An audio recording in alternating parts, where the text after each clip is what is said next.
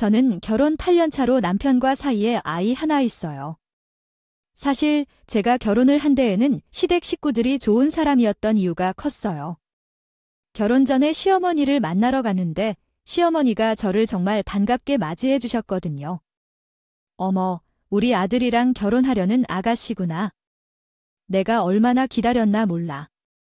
어쩜 이렇게 예쁘고 착하게 생겼대. 와줘서 고마워요. 우리 식구랑 앞으로 잘 지내봐요. 저는 시어머니가 밝고 친절한 분이어서 정말 안심이 되었어요. 시어머니가 이렇게 밝고 사랑스러운 분이라면 결혼 후에도 제가 편안한 마음으로 잘 지낼 수 있을 것이라 생각했어요. 실제로 결혼을 한 후에도 저희 가족은 원활하게 지냈고 아이도 금방 태어나 행복을 더해 주었어요. 아이고, 이렇게 손주도 금방 보여주고. 역시 내가 우리 집안의 복덩이구나. 내가 우리 며느리가 되어서 얼마나 기쁜지 몰라 전주. 지원도 내가 쭉쭉 해줄 테니까 걱정 말고 아이 키워라. 알겠지? 시어머니는 이렇게 저를 정말로 예쁘게 해주셨어요. 친구들과 이야기를 나눌 때면 친구들은 저를 보고 시댁 하나는 잘 만났다고 정말 부러워해 주었죠. 저도 그렇게 생각을 해서 시댁에는 항상 잘하고는 했어요. 명절이면 명절, 시부모님 생신이면 생신. 제가 챙길 수 있는 것은 모두 챙겨드리고 용돈도 넉넉하게 드렸죠. 그렇게 평온하고 행복한 신혼 초기가 흘러갔어요. 하지만 시댁의 본 모습을 알게 된 것은 그 이후의 일이었어요. 저는 원래 집안이 잘 사는 편이었어요. 저희 친정은 아버지가 사업을 하셨는데 사업이 잘 되어서 이제까지 평생 남부럽지 않게 살아왔죠. 어릴 적에도 우리 집은 반 친구들. 집 중에서 제일 컸고 20대 시절에는 부모님께서 친한 친구들과 함께 여행을 가도록 여행비를 모두 대주시기도 했어요. 그렇게 넉넉한 부모님의 원조 속에서 저는 잘 자라왔어요. 결혼을 할 당시에도 시댁보다는 우리 친정이 더 잘 살아서 결혼 비용도 더 많이 부담했고요. 저희는 호텔에서 결혼식을 올렸는데 결혼식 비용은 대부분 친정에서 부담을 했어요. 신혼집도 반반 내서 마련했고요. 내 친구들은 다들 신혼집 어려워하고 결혼식 비용 마련하느라 허리가 휘는데 당신은 진짜 멋진 여자인 것 같아. 당신 덕분에 나도 이렇게 장가 잘 갔다는 소리를 듣잖아. 정말 고마워. 여보. 남편도 결혼 당시에 저에게 정말로 고마워했죠. 고맙다는 말을 듣고 싶었던 것은 아니었거든요. 형편이 넉넉한 사람이 더 넣는 것이 당연하다고 생각했지만 남편이 그렇게 말해준 것이 고마웠어요. 그런데 결혼하고 6년 정도 되었을 때 아버지 사업이 기울기 시작했어요. 불경기가 닥쳤는데 수입보다 지출이 더 많아지기 시작하면서 아버지는 사업을 살리기 위해 이리 뛰고 저리 뛰셨죠. 하지만 상황은 쉽게 좋아지지 않았어요. 저도 아버지가 스트레스를 받는 모습을 보면서 가슴이 너무 많이 아팠어요. 하지만 한번 기울기 시작한 사업은 걷잡을 수가 없었고 결국 아버지는 폐업을 하시게 되었어요. 어쩔 수 없는 선택이었죠. 다행히 부도가 날 정도는 아니었을 때 사업을 정리하셨기 때문에 직원들에게 정말 미안해 하셨지만 퇴직금 등도 모두 다 챙겨줄 수 있었어요. 널 미안해. 아빠가 여기까지인가 보다 애써봤는데 손해가 더 커지기 전에 배업을 해야 할 것 같아요. 그동안은 딸에게 필요한 거 다 해줄 수 있었는데 이제 아빠가 그런 능력이 못 될 것 같아서 미안해요. 아빠, 그게 무슨 말씀이세요? 지금까지 저한테 해주신 걸로도 충분하고 넘쳐요. 저는 조금도 걱정하지 마세요. 아이가 좀 크고 나면 저도 돈 벌면 돼요. 그러면 저희 집 하나 유지하는 거야 문제도 아니죠. 이제까지 고생 많으셨어요. 너무 힘들게 고생하지 마시고 폐업하고 나면 한동안 좀 푹 쉬세요. 저는 아버지가 큰 스트레스를 받으시는 것 같아 정말 걱정이었어요. 그래서 자주 친정에 왔다 갔다 하면서 아버지와 대화도 많이 나누었죠. 결국 폐업을 한 후 아버지와 친정엄마는 한동안 적응을 하셔야 했어요.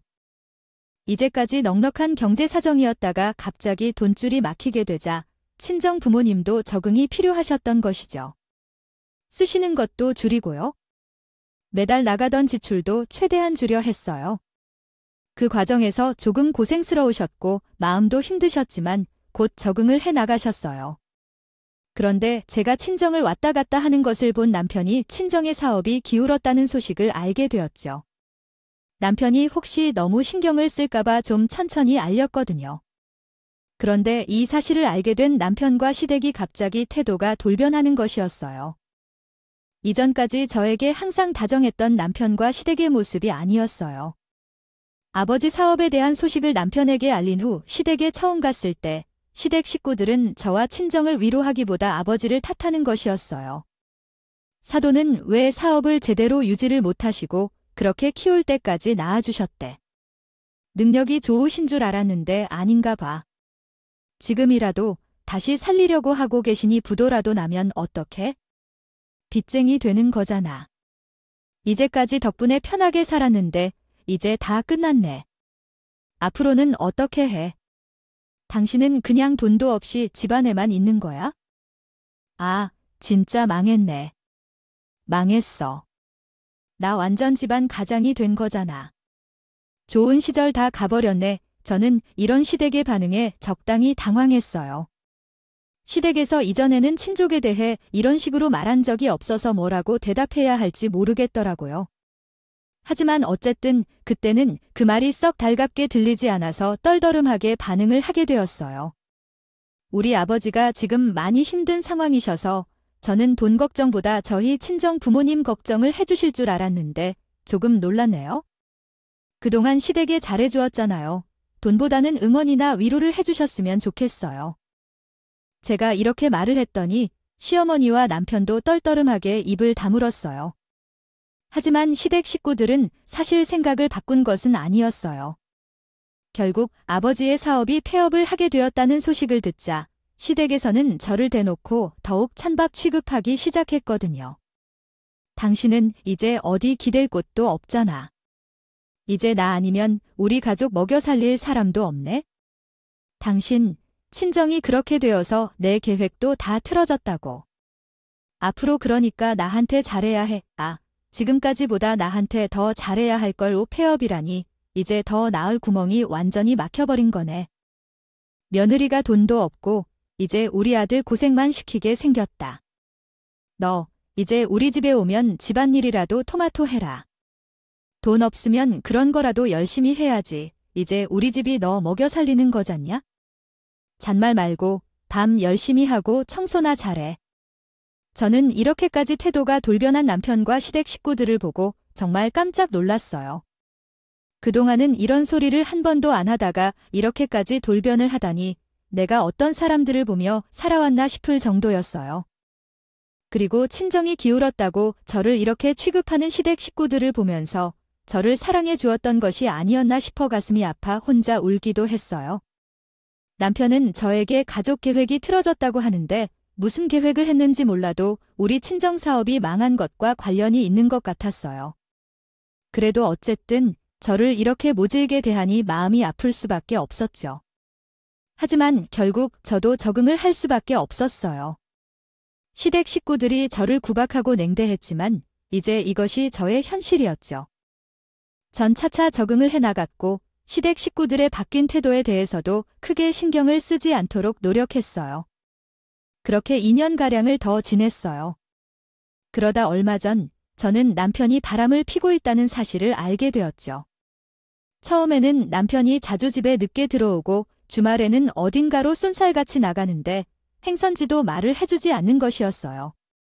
일이 있겠거니 했는데 아무래도 수상했죠.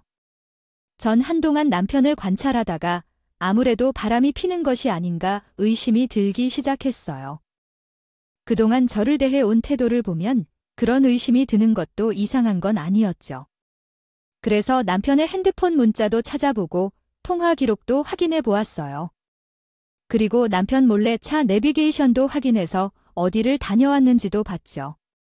그런데 크게 의심스러운 점은 없었어요. 하지만 분명히 뭔가 있었어요.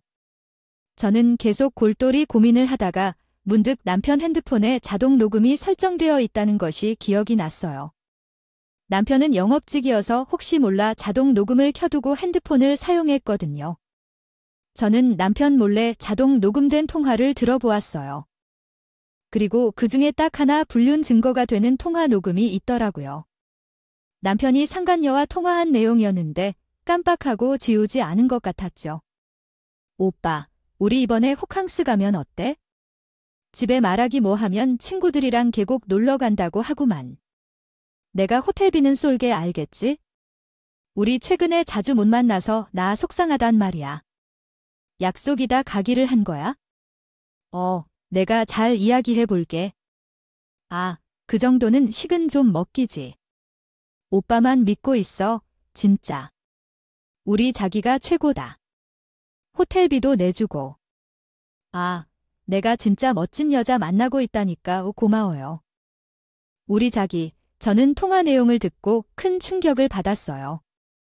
바람을 피고 있다고는 생각했지만 이렇게 직접적인 증거를 접하니 머리가 띵하고 어지러울 정도였죠. 하지만 저를 찬밥 취급하는 남편이었기 때문에 그 충격도 얼마 안 가 진정할 수 있었어요. 저는 불륜 증거를 잡아서 남편에게 제대로 되갚아주기로 했어요. 저라고 이렇게 당하면서만 살 수는 없겠다는 생각이 들었죠. 그래서 저는 한동안 남편의 불륜 사실을 모르는 척하면서 지냈어요. 그래야 남편이 마음 놓고 불륜 증거들을 흘릴 것이라고 생각했죠. 그 뒤로 남편이 어딘가에 다녀오느라 늦게 귀가를 하면 잠시 마트에 다녀오는 척하면서 남편의 차에 가서 내비게이션을 확인했어요. 또 남편이 씻으러 들어가면 남편의 핸드폰을 확인했죠. 남편이 상간녀와 주고받은 연락을 지우기 전에 확인하기 위해서였어요. 그러면서 저는 상간녀의 전화번호를 알게 되었죠. 당장 연락할 것은 아니었지만 일단 저장은 해두었어요. 그러다가 어느 날 분한 생각이 들어서 상간녀에게 연락을 해버렸어요. 안녕하세요. 저 당신의 오빠의 아내 되는 사람이에요. 그동안 제가 아무것도 모르는 줄 알았죠. 천만에요. 다 알고 있었어요. 제가 너무 화가 나서 당신이랑 단판 좀 지어야겠거든요. 한번 좀 만나서 이야기 나누시죠? 네, 느긋이라고요. 어디서 만날까요? 저는 내일 저녁에 시간 괜찮은데요. 상간녀는 처음에 제 연락을 받고 깜짝 놀라는 것 같았어요. 그래서 저한테 제대로 대답도 못하고 전화를 끊었죠. 전 일단 기선제압을 했다는 생각이 들었어요. 지금 저와 남편 사이에 아이도 있고 그래서 상간녀가 잘못을 빌고 헤어지겠다고 하면 이혼만큼은 하지 않고 용서를 할까 싶은 생각도 조금 있었어요. 하지만 상간녀는 정작 저와 만났을 때는 오히려 당당한 것이었어요. 약속 장소에 나가보니 상간녀는 아직 도착해 있지 않더라고요. 일부러 저를 기다리게 만드는 것 같았죠. 20분이나 늦게 나타난 상간녀는 온몸에 아주 휘황찬란한 명품을 휘감고 있더라고요. 딱 봐도 돈이 많아서 돈이 아쉬운 여자는 아니었어요. 하긴 저희 남편이 돈이 많은 것도 아닌데 만나는 것을 보면 돈 많은 집 아가씨가 불장난을 하는 것이구나 싶었어요. 그렇게 생각하자 더 자존심 이상했죠. 저에게는 충격적인 일인데 상간녀에게는 장난 같은 일이구나 싶어서요. 저는 상간녀가 자리에 앉아 그동안 하고 싶었던 말을 했어요. 대체 가정이 있는 남자는 왜 만나는, 그렇죠. 이게 잘못된 걸 알면서도 만나는 거예요. 앞날 창창한 여자가 왜 이런 짓을 하는 거죠? 불륜은 장난이 아니에요. 잘못했다는 걸 알면 사과하고 이제 다시는 내 남편 만나지 마세요. 왜요? 당신 남편이 저한테 반한 게 제 잘못인가요? 사실 저는 처음에는 유부남인 줄도 몰랐어요. 그냥 나한테 잘하니까 만나주고 있는 거예요. 내가 뭘 잘못한 건 아닌 것 같은데 날 불러내서 어쩌려고요? 그냥 남편 간수나 잘하세요. 뭐라고요? 지금 말 다 했어요. 내가 당신 가만 안 둘 줄 알아? 아주 뻔뻔해도 유분수가 있지? 어떻게 잘못한 게 없다고 말을 해요? 자기 합리하면서 이런 부도덕한 짓을 저지르며 사는 게 뭐가 더 나아져요? 진짜 아무 생각이 없는 여자네. 아무 생각이 없는 건 당신이죠. 남편은 다른 여자한테 빼앗긴 건 본인이 잘못한 건데 뭐가 잘나서 나를? 만나자고 해요. 진짜 부끄러운 줄도 모르는 아줌마네. 난 당신한테 그런 소리 들을 이유가 없거든요. 상간녀가 너무 뻔뻔하게 나오죠. 정말 속에서 천불이 나는 것 같았어요. 당장 머리채라도 쥐어잡고 싶었지만 그럴 수가 없어서 분한 마음에 이를 갈았죠. 상간녀는 제 말에 콧방귀도 끼지 않았어요. 더 이상 말해봤자 소용이 없을 것 같았거든요. 저는 더 이상 상종하기가 싫어서 자리를 박차고 나와 돌아올 수밖에 없었어요. 제가 나타나면 놀라거나 아니면 적어도 미안해 하기라도 할 것이라고 생각한 제가 멍청이 같았죠. 유부남인 걸 알고도 불륜을 저지르는 여자라면 죄책감 따위 없을 것이라고 생각을 했어야 했어요. 저는 분해서 눈물이 흘러지만 아직 진 것은 아니었으니 상간녀 소송과 이혼 소송을 하려고 합니다. 하기 위해 증거를 계속 모으자고 생각했어요. 그러다가 남편이 얼마 후 출장이 있다고 갑자기 일박을 하고 오겠다는 것이었어요. 아, 여보, 나 출장이 갑자기 잡혔지 뭐야. 지방으로 가서 1박하고 와야 돼. 아침에 내려갔다가 다음날 늦은 밤에 돌아올게.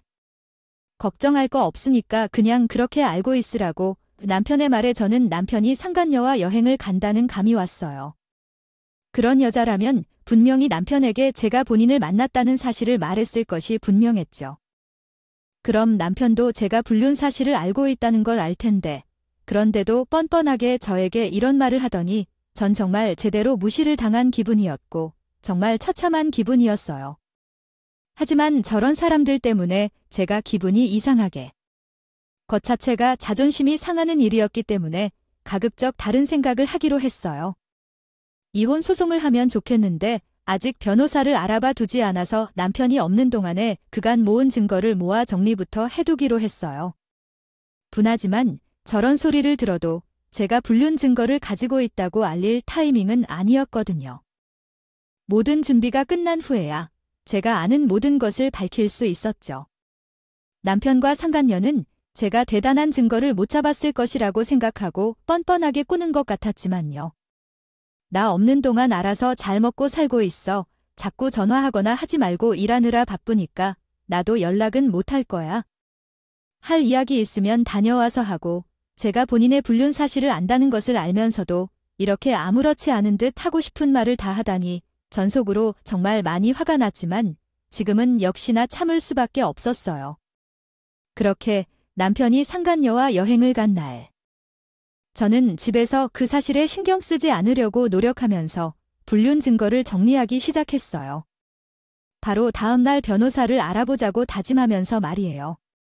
그렇게 늦은 밤까지 잠도 자지 않고 앉아 있는데 갑자기 제 핸드폰으로 상간녀가 전화를 걸어온 것이었어요. 저는 처음에 잘못 보았나 했어요. 하지만 다시 보아도 제 핸드폰에 뜬 것은 상간녀의 전화번호였죠. 그 상간녀가 저에게 전화를 걸다니 그 사실 자체에 깜짝 놀랐어요. 하지만 냉정하게 생각해보면 잘못 눌렀겠거니 싶었어요. 그래서 받지 않았죠. 하지만 상간녀는 계속 저에게 전화를 거는 것이었어요. 저는 받고 싶지 않았지만 상간녀가 세 번째 전화를 걸자 저에게 전화를 건 것이 확실하다는 생각이 들었어요. 이쯤 돼서 무슨 일인지 궁금한 생각마저 들기 시작하는 것이었어요. 저는 정말 몇 번을 주저하다가 결국 상간녀의 전화를 받아보았어요. 저게 당신 남편이에요. 저 좀 도와주세요. 지금 당장이라도 주소 찍어 드릴게요. 저 좀 찾으러 와주세요. 전화를 받은 상간녀는 절박해 보였어요. 속삭이듯이 저에게 말을 하더니 정말로 문자로 주소를 하나 찍어 보내주는 것이었어요. 처음에 어리둥절했지만 주소를 확인해보니 정말로 지방 어딘가에 있는 주택이었어요. 이걸 오라고 한다고 가야 하나 고민이 들었어요. 하지만 상간녀가 저에게 전화를 할 정도면 뭔가 큰일이 일어난 것이 아닌가 싶어서 저는 할 수 있는 준비는 모두 한 뒤 출발해 보기로 했어요. 일단 녹음기를 챙기고 핸드폰 촬영을 도와주는 도구까지 모두 챙겼어요. 그리고 아주 만약을 대비해서 제 몸을 지킬 수 있는 호신도구까지 챙겼죠. 그리고 상간녀가 찍어준 주소지에 가장 가까운 경찰서도 알아봐 주었어요. 그 근처까지 갔을 때 신고를 하고 들어가야겠다는 생각이 들었거든요. 큰일이 났든 아니든 경찰이 출동해 주어야 제 자신을 지킬 수 있을 것 같았거든요. 일단 그렇게 준비를 한 뒤 저는 친정집에 잠시 아이를 맡기고 차를 타고 출발했어요. 가는 데만 해도 2시간 가까이 걸리는 거라 부지런히 이동했어요. 도착을 해보니 단독주택 형태로 만든 별장들이 있는 동네였어요. 늦은 밤이었지만 딱 봐도 부자들이 별장으로 쓰는 주택들이 있는 동네 같았죠. 주택마다 넓은 마당이 딸려 있고 주차장이며 잘 관리된 정원까지 그냥저냥 만들어 놓은 주택들은 아니었거든요. 어쨌든 저는 상간녀가 가르쳐준 주소지의 주택을 도착했어요. 별장처럼 큰 주택이었는데 문이 살짝 열려 있길래 문을 열고 들어갔는데 별장이 워낙 커서 상간녀와 남편이 어디 있는지 찾아봐야 했어요. 큰 거실을 지나 여러 개의 방이 있는 곳으로 가서 둘러보다가 가장 안쪽에 있는 방문이 닫혀 있는 것을 보았어요. 전세금 살금 다가가 안쪽에 있는 방문을 열었는데 거기서 남편과 상간녀를 보고 깜짝 놀라고 말았어요. 남편은 상간녀를 무릎 꿇려 앉혀놓고 그 앞에 노트북과 핸드폰, 서류들을 내밀며 무엇인가를 요구하고 있었어요. 상간녀는 잠옷 차림으로 무릎을 꿇고 앉은 채 두려운 표정을 하고 있다가 저를 보자마자 달려나와 제 뒤에 숨는 것이었어요. 언니, 저 진짜 죽는 줄 알았어요. 도와주셔서 정말 감사해요. 어떡해요, 언니. 남편 가두고 이상한 걸 요구하잖아요. 저는 상간녀가 꼴보기 싫기는 했지만 이게 대체 무슨 일인가 싶어서 남편을 보았어요. 남편은 제가 갑자기 나타나자 아주 많이 당황한 것 같았죠. 당신, 여기는 어떻게 알고 왔어? 대체 어떻게? 아니, 이건 다 오해해야. 저 여자가 오해를 한 거야. 그러더니 남편은 갑자기 노트북과 서류들을 싸대고 도망을 가려고 하는 것이었어요. 전 반사적으로 도망가려는 남편을 붙잡고 남편은 도망가려고 온 몸을 비틀고 저항했지만 옆에서 상간녀도 남편을 붙들고 늘어지는 통에 남편은 제대로 도망을 갈 수가 없었어요. 저희 3명은 그렇게 갑작스러운 몸싸움이 시작됐죠. 그러는 사이 제가 별장에 들어오기 전에 미리 신고를 해두었기 때문에 경찰들도 도착했어요. 경찰들은 진입하자마자 저희를 보고 싸움을 말리려고 했어요. 제가 신고한 사람이에요. 이 사람이 제 남편인데 상간녀랑 바람핀 것도 모자라 상간녀를 가둬두고 뭔가 수상한 짓을 한 것 같아요. 원래 체포해주세요. 제 말에 경찰들은 도망가려는 제 남편을 제압했어요. 그렇게 남편은 체포되었고 경찰서로 모두 가서 자초지종을 듣게 되었죠. 경찰서로 가서 듣게 된 사건의 전말은 참으로 경악할 만한 것이었어요. 상간녀의 말에 하면 남편이 본인을 정말로 사랑해서 자신을 만난다고 생각했다고 했어요. 날이면 날마다 회사 앞에 와서 기다리고 매일같이 사랑한다고 하고 그래서 내가 너무 간 거예요? 유부남이라고 했는데 진짜 사랑이라고 생각해서 그런 건 상관없다고 생각했어요. 그런데 알고 보니까 전문가는 처음부터 내 재산을 누리고 접근한 것이었어요. 오늘 나를 방 안에 가둬놓고 최선을 다 넘기지 않으면 풀어주지 않겠다고 하잖아요.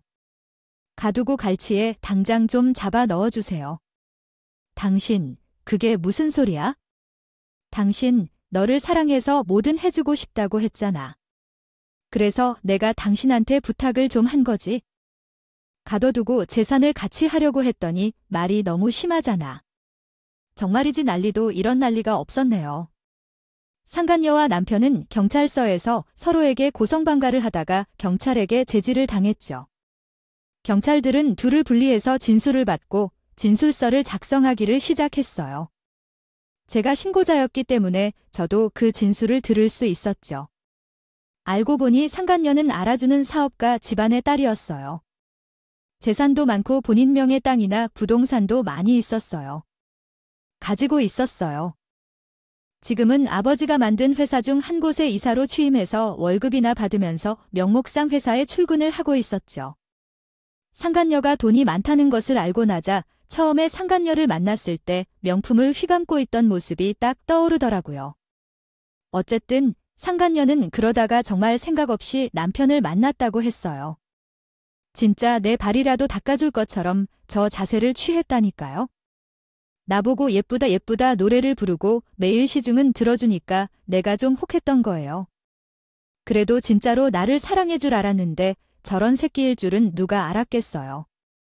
정말 아무 생각이 없었군요. 남자가 그런 식으로 나을 때는 원하는 게 있는 거예요? 대부분 그렇게 예쁘다고 시중 들어준다고 유부남이랑 불륜을 덥석 저질러요. 아, 철이 없는 거예요. 생각이 없는 거예요. 일단 진정하세요.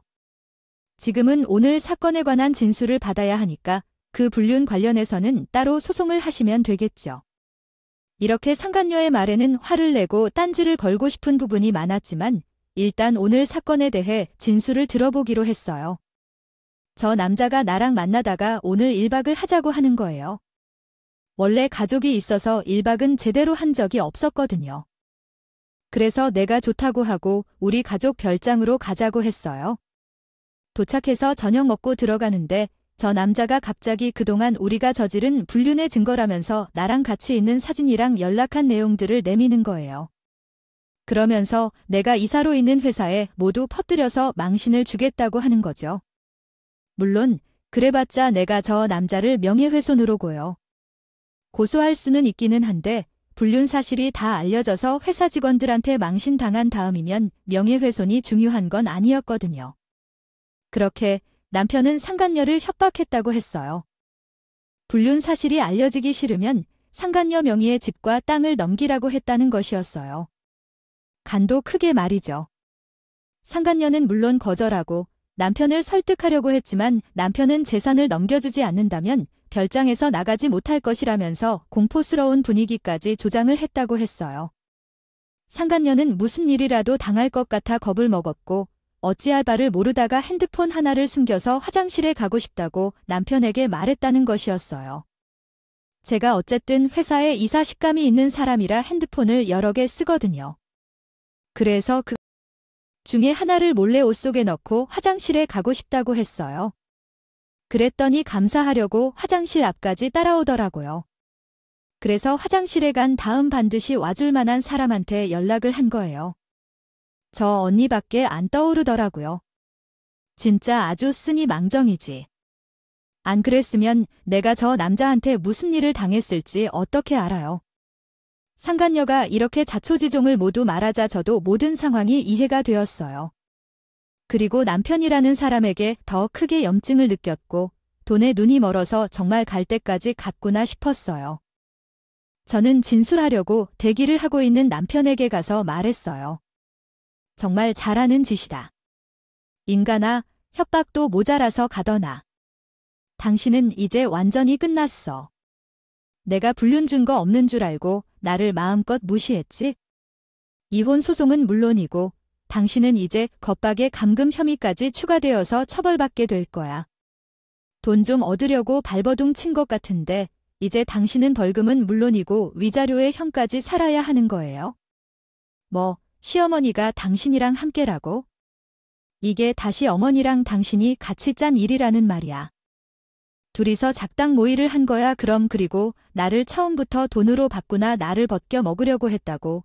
아, 지금 장난하는 것도 아니고 이게 무슨 짓들이야?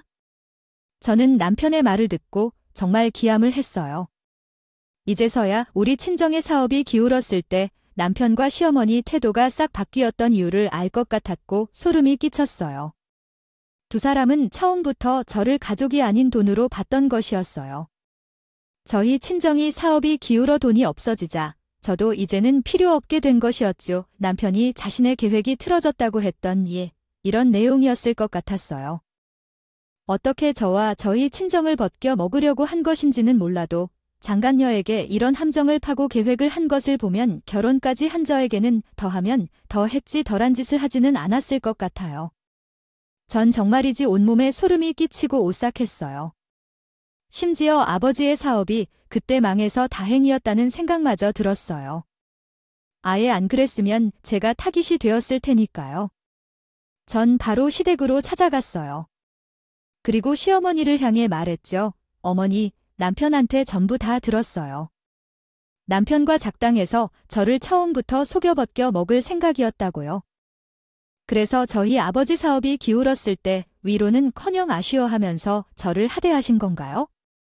어떻게 사람이 그럴 수가 있어요? 어떻게 그래도 한 가족이 된 건데 어떻게 그런 짓을 할 생각을 할 수 있냐는 말이에요. 그게 무슨 소리냐? 내가 언제 그랬다는 거야? 그리고 그랬을지언정 네가 결국 한 푼도 없는 빈털터리가 되어서 뺏겨 먹을 게 있기라도 했냐? 아버지, 저 엄마왕해서 그지가 되었으면이 입이 10개라도 할 말이 없어야지. 언니 와서 당당하게 소리를 쳐 그것만이 아니잖아요. 어머니가 남편한테 상간녀랑 바람 피우라고 했다면서요? 상간녀 재산 갈취하자고 계획을 짜고 그렇게 하라고 했다면서요? 그럼 어머니는 남편이 불륜 저지르고 다니는 거 다 알고 계셨던 거네요. 그러면서 저한테 말도 안 하고 절 아주 우습게 보신 거네요. 상간녀를 겁박한 것도 잘못된 일이지만 저는 저를 그렇게 속여먹고 무시한 것을 용서할 수가 없어요. 두고 보세요. 증거는 모두 가지고 있으니 제가 소송에서 반드시 죄값 치르게 해드릴 테니까요. 제가 이렇게 소리치고 시댁에서 나오려고 하자 제가 소송하겠다는 말을 들은 시어머니는 그제서야 저를 붙들면서 사정을 하는 것이었어요. 아니, 잠깐 기다려라. 나랑 우리 아들이 돈이 좀 급해서 그랬어. 그럴 수도 있지? 너희 친종 사업이 망했다는데 안영아한테 돈 달라고 하기 미안해서 우리가 알아서 해보려고 한 거야. 그러니까 소송이니 뭐니 그런 소리 하지 말아라. 알겠지? 진정하고 일단은 좀 이야기 좀 해보자. 미안하다는 소리 한 번을 안 하는 사람이랑 무슨 얘기를 해요. 그리고 아무리 그래도 시어머니랑 저희 집이 돈이 없는 건 아니잖아요. 먹고 살기는 충분한데 무슨 돈이 필요해서 이렇게 사람 같지도 않은 짓을 했어요? 그러고도 봐주기를 바라는 거예요. 내가 미안해. 미안하다니까. 그리고 돈은 내가 좀 필요한 곳이 있어? 친구들이랑 취미로 카드를 좀 치는데 거기서 매번 내가 판돈이 부족하잖아. 그러니 돈을 좀 치워보려고 한 거야. 탄두만 잘 풀리면 얻은 돈 갚는 건 금방이라니까.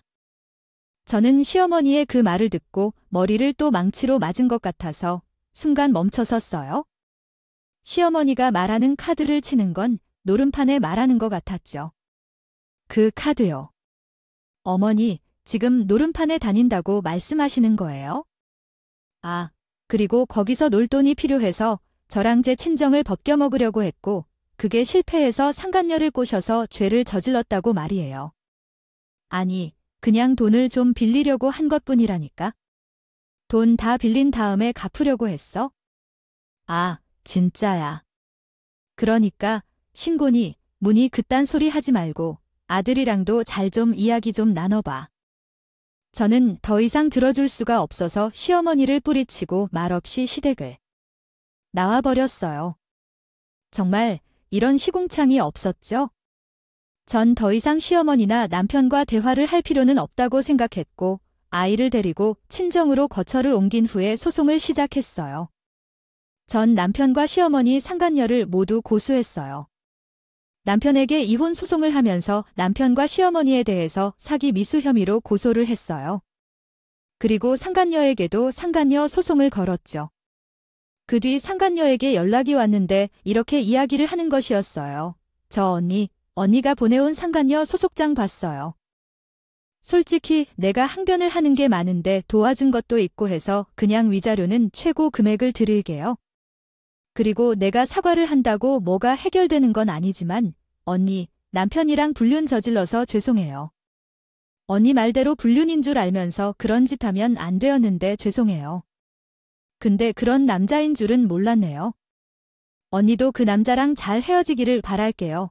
어떻게 해도 상간녀와 연락을 하는 건 불편한 일이었어요. 하지만 일단 상간녀에게는 최고 금액 위자료를 받고 상간녀 소송은 빠르게 끝날 수 있었어요. 하지만 남편과 시어머니에게 건 소송건들은 지저분하게 이어졌죠. 여보, 진짜 미안해. 나 한 번만 용서하고 소송이랑 고소 취하해주면 안 될까? 당신이 건 이혼 소송 사기 미수 혐의 고소권 말고도 나랑 만났던 여자가 자기 협박이랑 감금 자기 미소 혐의로 고소했다고. 나 이거 다 합치면 진짜 5억짜리 해야 할 것 같단 말이야. 그러니까 당신이라도 나이 좀 살려줘라. 내 진짜 잘못했어. 무릎이라도 꿇고 빌게. 미쳤어. 내가 이렇게까지 당하고도 당신이 용서할 줄 알아. 만약에 그런다면 내가 미친 거지? 안 그래? 당신은 당신이 한 짓에 대해서 죗값을 못 물어야 할 거야. 난 당신한테 위자료 한 푼, 양육비 한 푼도 양보해 줄 생각이 없어. 나한테 한 짓은 물론이고 당신이 지은 죄도 모두 갚도록 해야지. 나한테 도와달라면서 연락하는 게 다시는 하지만 얘네 오느라 그런 소리 말고 우리 좀 도와줘라. 우리 진짜 큰일 나게 생겼어. 잘못하면 둘 다 옥살이하게 생겼다니까? 내가 한 번만 용서해주면 돼. 제발 좀 도와줘. 앞으로는 우리가 너한테 껌뻑 젖고 다 잘할게 알겠지? 미안하니까 도와줘라. 어머니, 제가 어머니 노름권에 대해서도 다 신고를 하지 않은 걸 다행으로 하세요. 제가 그것까지 조사하게 해서 신고하기를 바라시는 건 아니죠. 혐의 더 추가하고 싶으신 게 아니면 어머니도 앞으로 저한테 연락하지 마세요. 그간 저를 하대하고 무시해온 것만으로도 저는 충분히 참아왔어요. 이젠 더 참을 이유는 없으니까 법대로 하시고 연락하지 마시라우고요. 지지부진하고 진흙탕 같은 싸움이었지만 결국 제가 소송하고 고소한 것에 대해 승리를 하면서 위자료를 제대로 받고 재산 분할도 높게 받았어요. 이혼하게 되었죠. 소송에서 이겨 이혼을 한 그날 얼마나 좋았는지 몰라요. 그동안 가슴에 끌려있던 것들이 다 사라지는 기분이었죠. 그날 이후 전 남편과 이전 시어머니와의 연락을 차단하고 상처받은 마음을 회복하면서 살아가고 있어요. 친정의 사업이 어려워 부모님께 많은 의지를 못하고 있어서 지금은 취업을 찾아서 일하고 있어요. 남편과 시댁이 없는 새로운 삶이 더 행복한 것 같아요. 지금처럼 살 수 있게 된 것에 정말 감사하게 생각하고 있어요. 아무리 돈이 좋더라도 사람이 양심을 포기하고 돌변하면서까지 살아가면 안 된다고 생각해요. 지금 생각을 해봐도 전 남편이 그런 사람인 줄 모르고 결혼을 하게 된 것이 분통이라 해요. 조금 더 사람을 잘 봤다면 어땠을까 싶어요. 하지만 지금이라도 알게 되어 마무리를 짓게 된 것이 다행이라고 생각하고 있어요. 저는 저를 그렇게 취급했던 사람들을 잊고 앞으로 제 인생의 행복을 우선시하면서 살고 싶어요. 혹시 제 사연을 들으시는 분들 중에서도 저와 같이 남편이라는 작자한테 뒤통수 맞고 배신당한 분들이 있다면 함께 이겨내셨으면 좋겠어요. 오늘 제 사연 들어주셔서 감사하고요. 그리고 왜 그런 남자를 만났을까 스스로를 자책하지 마셨으면 좋겠어요. 내 잘못이 아니라 우리를 힘들게 한 못된 인간들의 잘못이니까요.